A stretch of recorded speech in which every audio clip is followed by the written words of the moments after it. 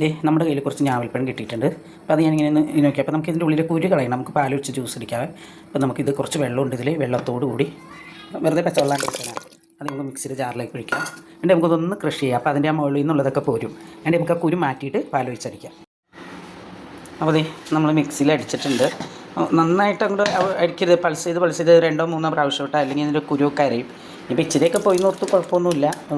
ഒന്നും കഴിപ്പോ അങ്ങനെയുള്ള ടേസ്റ്റ് വ്യത്യാസമൊന്നും വരുന്നുണ്ടോ? ഇതുണ്ട് കുരു ഇരിക്കണുണ്ട്. അത് ഇതുപോലെ കുരു കിട്ടും. ഇതുണ്ട്. അപ്പോൾ നമ്മൾ അരിച്ചെടുക്കുക. എന്നിട്ട് ഇതുണ്ടോ അതിൻ്റെ വേണ്ട ഇതിലേക്ക് നമ്മളിനി പഞ്ചസാരയും പാലും കൂടി ചേർത്ത്, ഐസ്ക്രീം ഉണ്ടെങ്കിൽ ഇട്ടാൽ നല്ലതാണ്. പഞ്ചസാരയും പാലും ചേർത്ത് അടിക്കുക. ഒന്നും കൂടി മിക്സിയിലേക്ക് ഇട്ട് അടിക്കുക. അപ്പോൾ നല്ല ടേസ്റ്റ് ആയിരിക്കും.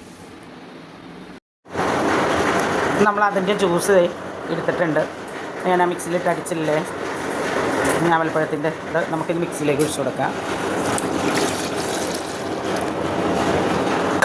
നമുക്ക് കുറച്ച് പഞ്ചസാര, മധുരത്തിന് ആവശ്യമായ പഞ്ചസാര ഇടാം.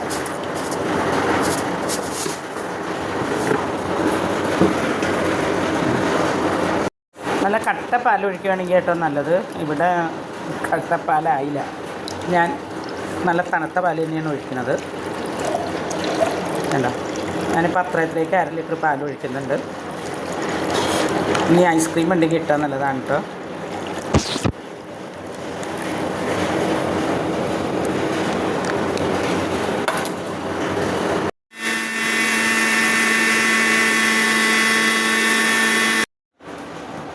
അപ്പോൾ നമ്മളിതേ അടിച്ചുകൊണ്ട് വന്നത് ഒഴിക്കുകയാണ് കേട്ടോ. ഗ്ലാസ്സിലൊക്കെ ഒഴിച്ച്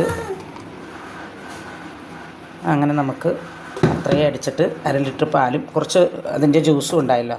4 ഗ്ലാസ് ഇനിയുണ്ട്, 1 ഗ്ലാസ് കൂടി. എന്നാൽ പൈസ ഇത് കുടിച്ച് നോക്കി എങ്ങനെയുണ്ടെന്ന് പറഞ്ഞ്.